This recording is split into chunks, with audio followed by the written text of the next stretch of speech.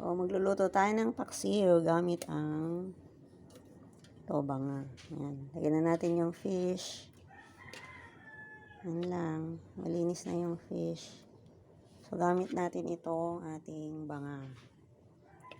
So, paksiw na galunggong. Masyado kasing mahaba, kaya pinutol ko na. Lagyan na natin yung mga spices. Ayan.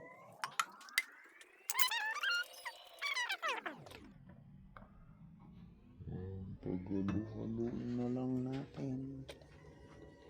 Timplahan ng asin at paminta.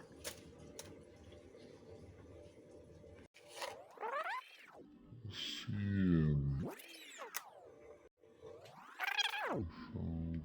Gula. Paminta. So, yan. Sinasala na natin. I-steam ko muna para maluto yung okra.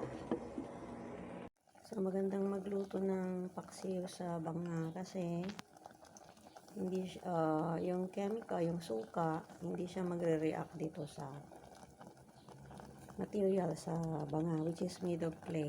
Ayan, kaya safe kainin. Compared sa mga cooking wares made of metals. Ayan. Kumukulo-kulo na yung ating paksiw sa banga. Paksiw na galunggong with okra.